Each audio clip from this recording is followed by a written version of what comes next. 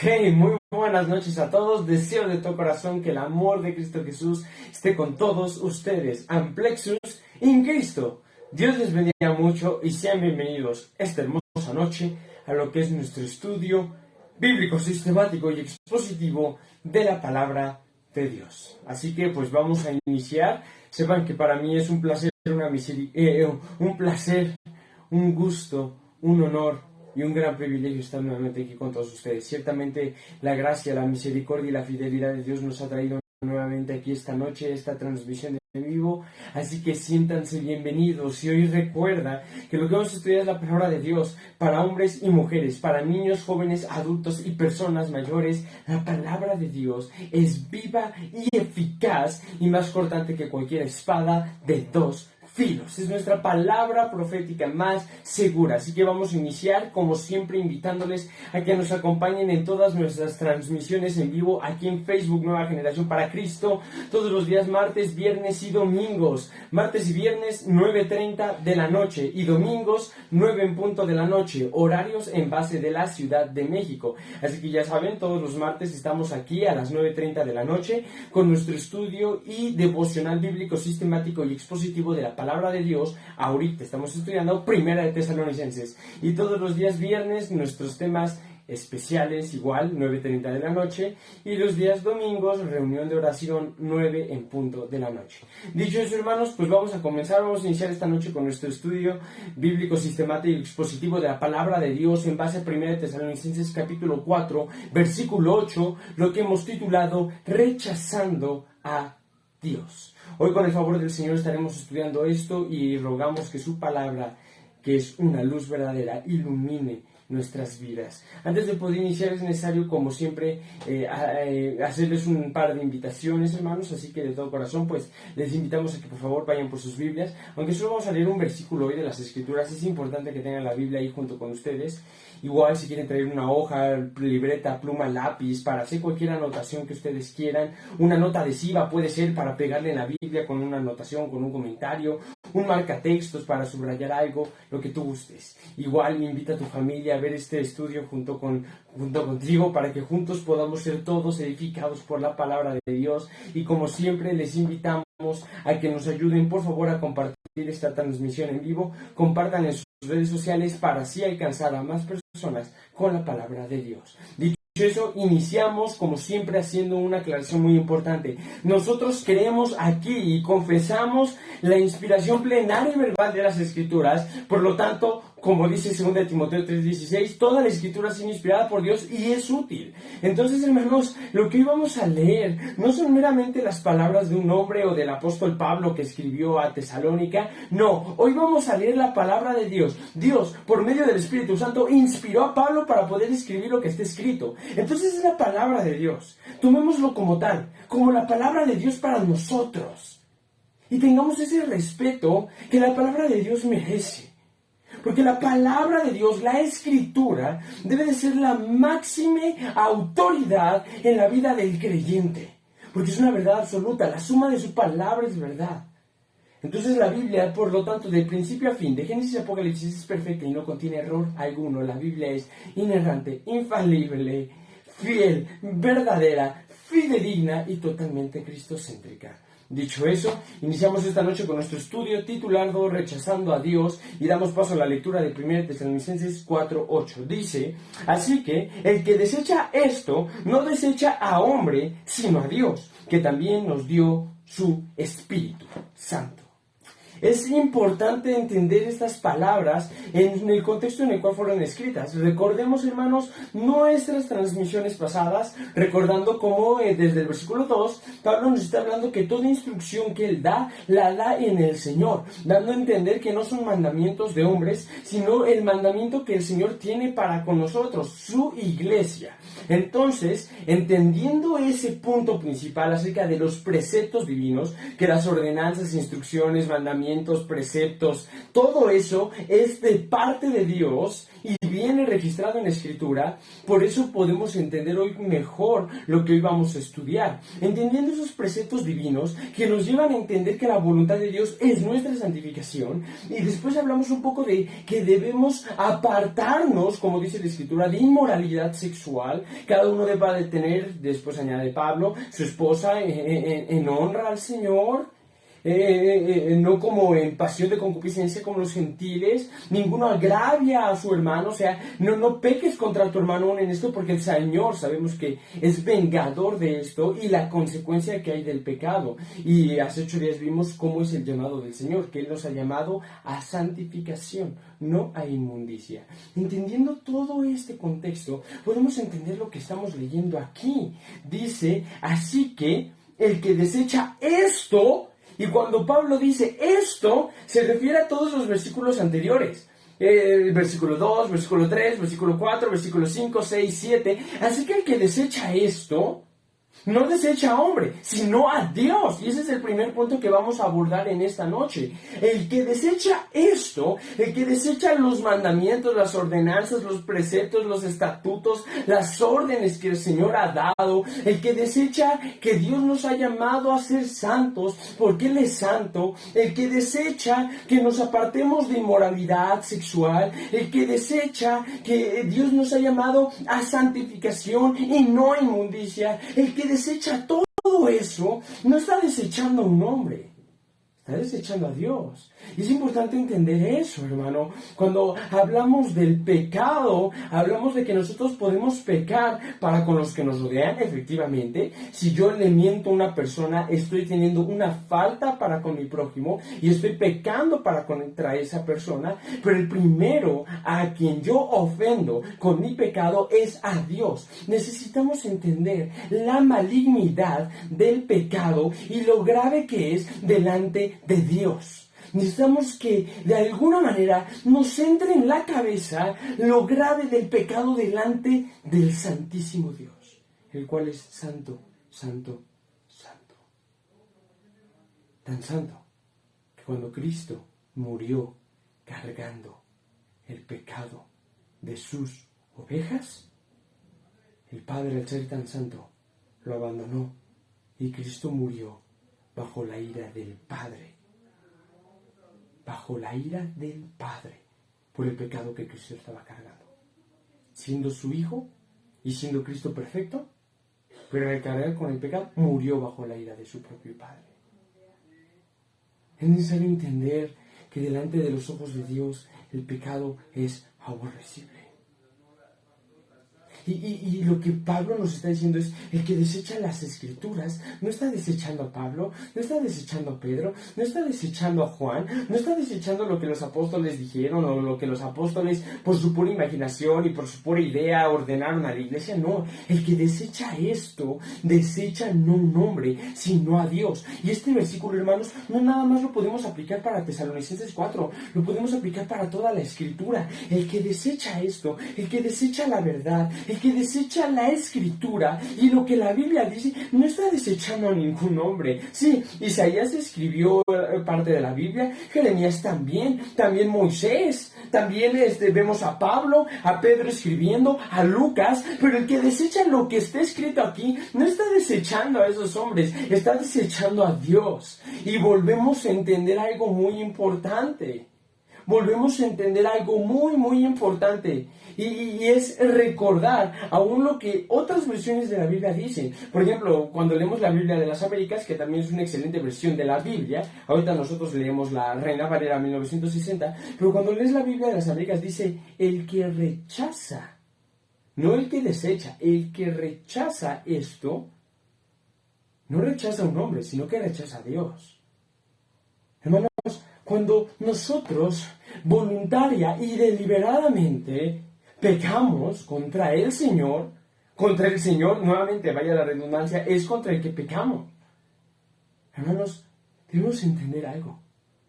Lo que está escrito en la Biblia no son leyes que simplemente deben de quizás cumplirse. Hermanos, es nuestro deber obedecer a Dios. Y debo declarar algo. Tú y yo somos imperfectos. Y cada día, con nuestras acciones, actitudes y pensamientos, desobedecemos y deshonramos a Dios. Pero ojo, una cosa es que en medio de nuestra lucha diaria contra el pecado y la carne y la vieja naturaleza, haga que cometamos una falta para con Dios, y otra muy diferente es que el pecado siga gobernando nuestras vidas. Entonces, ¿cuándo rechazamos, desechamos lo que viene escrito en la Biblia? Las ordenanzas que claramente vemos en Dios, la ley moral de Dios, los mandamientos, sus órdenes, sus preceptos, estatutos, ordenanzas. No estamos desechando lo que un hombre nos ha enseñado, estamos desechando lo que Dios ha hecho y dicho para nosotros. Es la ley de Dios, hermano. Hoy en día, la moralidad es subjetiva. La moralidad es algo subjetivo, es algo relativo. ¿A qué me refiero con relativo? Yo puedo ahorita, por ejemplo, enseñarles aquí esta prenda de ropa que traigo y puedo decirte, mira, esta figurita, yo la veo rosa. Y tú me puedes decir, no, hermano, eso no es rosa, esto es lila. Y yo te digo, bueno, a mi percepción es rosa. Y tú me dices, pero a mi percepción es lila. Y cada quien puede tener una discusión diferente y cada quien puede verlo como quiere. Alguien puede ver el vaso medio lleno y alguien puede ver el vaso medio vacío. Alguien puede ver que robar es malo y otra persona dice, no, desde mi perspectiva, robar no es malo. Y muchas veces es lo que sucede hoy en día. No muchas veces. Es el pan de cada día. La moral y la cuestión de lo que es bueno y es malo se ha convertido en algo subjetivo, a mi parecer. A mi manera de ver las cosas, no está mal. A mi manera de ver la situación, eso está bien y eso está mal. Y cada quien tiene una manera diferente de ver las cosas. Cada quien, a través de un pedazo de vidrio, decide ver la moral de la manera en que él quiere. Y para mí robar puede ser algo totalmente normal, pero para otra persona puede ser algo bueno. Y para mí mentir puede ser algo terrible, pero para la otra persona es algo totalmente aceptable. Y al final, mucha gente dice, el fin justifica los medios. Mentí por una buena causa. Robé por una buena causa. Hice esto porque no tenía de otra. Y al final del día, la moral viene a ser subjetiva. Para mí, no afecta si yo me he visto de la manera en la que yo quiera. Ya, esas reglas de modestia pasadas, de que una mujer no puede enseñar su cuerpo, ya, eso es de la edad de piedra, eso es del siglo pasado y es una antigüedad eso. Estamos ahorita en el siglo XXI, por favor, modernízate. Lo mismo, la ideología de género, ya madura, ya estamos en el siglo XXI, ya actualízate, modernízate. Por favor, ya quítate esa mentalidad de la edad de piedra, ya. Estamos en el siglo XXI donde hay libertad, donde todos tenemos derecho a hacer lo que queramos ser. La moral se ha vuelto subjetiva, cuando la moral nunca ha sido subjetiva. Delante de los ojos de Dios, aquí tenemos claramente delineado lo que es bueno y lo que es malo. Lo que a Dios le agrada y lo que a Él no le agrada. Y cuando rechazas esto, no rechazas a un hombre, no rechazas a la autoridad civil, no rechazas a la iglesia, rechazas a Dios. Dice, si alguno desecha esto, no desecha a hombre, sino a Dios. Y añade después que también nos dio su Espíritu Santo. Esto es importante, amado. En la vida del creyente este punto final es importante, porque el Espíritu mora dentro de nosotros y nosotros somos templo del Espíritu Santo. Dice, ¿acaso tomarás el cuerpo, que es el templo del Espíritu Santo, y lo unirás a una ramera? No os engañéis. Dios es un Dios celoso. Y dice Santiago, almas adúlteras, hermano, alma adúltera, dice Santiago. Somos templo del Espíritu Santo, dice Pablo. ¿Y a poco el templo del Espíritu Santo se ha de unir a una ramera? No presentéis vuestro cuerpo para servir al pecado, sino presentadlo para servir a Dios en pureza. Dice la Escritura, Santiago, nuevamente citamos, almas adúlteras, ¿no sabéis que la amistad con el mundo es enemistad contra Dios?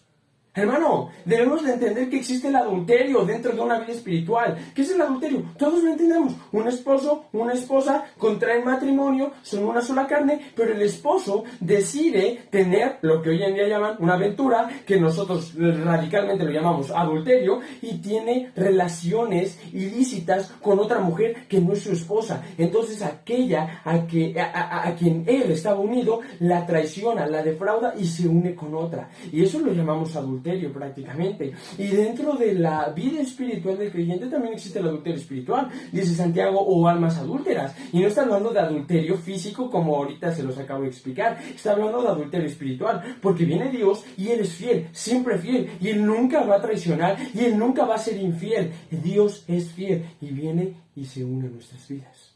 ¿Quién puede ser el fiel? Nosotros. Y si nosotros cometemos adulterio espiritual, estamos traicionando a Dios. Si nosotros empezamos a tener relación con el mundo, si empezamos a andar en yugo desigual, si empezamos a tener amistad con el mundo, amar al mundo y las cosas que están en el mundo, estamos empezando a cometer adulterio espiritual o almas adúlteras, dice Santiago. ¿No sabes que la amistad con el mundo es enemistad contra Dios? Por lo tanto, todo aquel que se constituye amigo del mundo se constituye enemigo de Dios. ¿O acaso piensas que la Escritura dice en vano que el Espíritu Santo que ha hecho morar en nosotros nos anhela celosamente? Es celoso. Así como un esposo puede celar a su esposa y no permite que ningún hombre se le acerque de una manera inapropiada y no permite que ningún hombre haga algún comentario de una manera inapropiada de su esposa, así el Espíritu Santo, de otra manera diferente, de una manera mucho más perfecta, nos anhela celosamente. Nos anhela celosamente. Y la amistad con el mundo es enemistad contra Dios. Hermanos, estamos viviendo en un siglo XXI donde la iglesia prácticamente es amiga del mundo. El mundo no se está convirtiendo a la iglesia se está convirtiendo al mundo. Y dentro de la iglesia se están empezando a aplicar prácticas, costumbres y tradiciones que en el mundo se aplican. Hermanos, yo entiendo que hay cosas de este mundo que no son pecado, que son lícitas, que podemos disfrutar aún en nuestra vida diaria, el convivir con la familia, el comer carne asada con la familia quizás, el poder ver juntos con la familia un partido de fútbol, el poder hacer esto, el poder hacer lo otro, pero la iglesia está conformándose a este siglo y se está adaptando a este mundo. ¿Qué es lo que sucede en la iglesia? Ahora ya no es nada más música e himnos cristianos como aquellos que se entonaban en siglos pasados. Ahora ya existe reggaetón cristiano, rap cristiano, rock cristiano y todo lo que el mundo ofrece, la iglesia lo transforma y lo hace ver cristiano. ¿Qué aberración es esa? Porque lo que es del mundo, hermanos, y lo que es de Dios es de Dios. Jesús lo dijo. Jesús lo dijo a través de su palabra. No os conforméis a este siglo. No os amoldéis a este siglo. No se amolden a este mundo. No se amolden. La iglesia debe de ser la iglesia santa, pura, limpia, sin mácula, sin arruga, sin mancha delante de Dios. Imagínate, hermano, que yo quiera tomar a la iglesia de Cristo y para hacerla más atractiva a los impíos empiezo a ponerle esto, lo otro. Imagínate, la Biblia compara a Dios como el esposo y a la iglesia como su esposa. Entonces yo tomo a la esposa de Cristo y digo, bueno, para que sea más atractiva para los demás, le ponemos este adorno, le ponemos este pendiente, le ponemos esta cosa y empiezo yo a añadirle cosas a la iglesia de Cristo que Cristo nunca le ha añadido a su iglesia. ¿Qué es eso, hermanos? Mundanamente, eso es una ramera. Estoy convirtiendo y torciendo la novia de Cristo para hacerla ver más atractiva. ¿Para quién? Para los mundanos y para los impíos. Métodos carnales atraen a hombres carnales. Cuando la iglesia lo único que debería de hacer es predicar fielmente las Escrituras, porque las Escrituras son más que suficientes para atraer a aquellos que han de ser salvos. Se está perdiendo la santidad, hermanos. Y no estamos hablando nada más de una no práctica del pecado, estamos hablando de todos los sentidos de la santidad dentro de la iglesia, de esa novia pura, limpia, sin mancha, sin mácula, una novia presentada delante de Dios. Jesucristo lo dijo: Padre, santifícalos en tu verdad. ¿Y qué dijo Cristo? Tu palabra es verdad. La iglesia ha de ser santificada por medio de las Escrituras, no por medio de la práctica mundana dentro de la iglesia. Igual, los creyentes cada día se amoldan más al mundo. Tú puedes ver a una persona y puedes ver que habla como el mundo, se viste como el mundo, escucha la música que el mundo oye, habla de la misma manera en la que el mundo habla, ve las cosas y a la gente que le rodea de la manera en la que el mundo las ve, piensa de la manera que el mundo piensa, se viste de la manera en la que el mundo se viste, se comporta, actúa de la manera en la que el mundo también lo hace, y al final te dice: yo soy creyente. Y dices: ¿dónde está la diferencia? Como cristianos estamos aquí para hacer luz y sal, no para ser una tiniebla más en la tierra.